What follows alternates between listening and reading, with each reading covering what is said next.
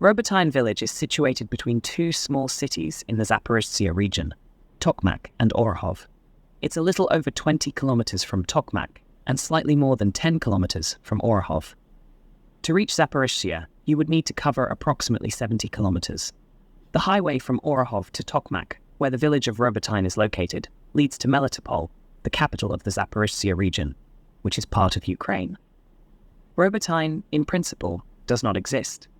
It's just a settlement marked on the map. But in reality, there is no such settlement because there were such fierce battles that only the remains of houses and destroyed structures are left. A bit of digression. In World War II, Germans occupied this village and then it was rebuilt. Now back to the subject. It used to be a small community with approximately 480 people. The community contained a school, a kindergarten, a club, and a library. Robotyne's main economic activity was agriculture. So why is it so crucial that Russia and Ukraine are fighting for this territory? As mentioned, Robotyne is situated on a strategically important road leading to Tokmak. From Tokmak, two important highways lead deeper into the region. To Melitopol and Berdyansk, located on the coast of the Sea of Azov, Russian forces gained control of the village of Robotyne in March 2022, shortly after the beginning of the special military operation, which commenced on February 24th.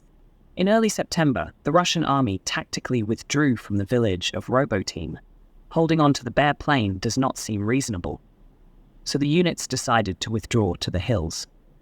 Active fighting here lasted almost 1.5 months in total. In the summer of 2023, the Ukrainian armed forces regained the village of Robotyne area as part of a counteroffensive, leaving a 10 by 10 kilometers protrusion in the heart of Russian defenses. They were able to partially overcome the first defenses of the defensive Surovikin line, which included concrete dragon's teeth. The Surovikin line, sometimes called the Surovikino-Oleshansk defensive line, is a strategic defensive position created by Russian forces in eastern Ukraine during the current conflict. By the end of 2023, the village was referred to as the largest graveyard of tanks and armored vehicles of the 21st century. Within a 10 kilometers radius, Ukrainian forces lost more than 200 vehicles, including around 150 tanks and armored personnel carriers and mine-resistant ambush-protected vehicles. The armed forces of Ukraine are trying to hold the village of Robotyne in the Zaporizhzhia region at any cost. Recently, Russian troops launched a counterattack on Robotyne to destroy the ledge. The Russian armed forces forced the final Ukrainian soldiers back beyond the Surovikin line. As per Vladimir Rogov, head of the Zaporizhzhia public movement, Robotyne has become one of the hottest spots on the Zaporizhzhia front line. Right now, fierce battles are raging there, including for the village center. The initiative is in the hands of Russian fighters, with support from artillery and frontline aircraft. Rogov added that Ukraine is putting up a tough fight, employing multiple drones.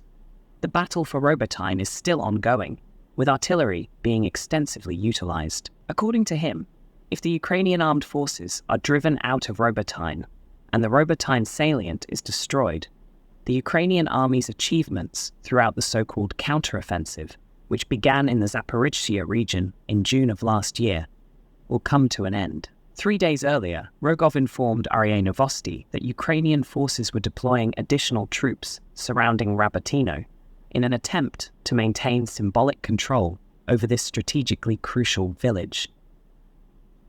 Now, should Ukraine waste so much resources for symbolism? Do let us know in the comments.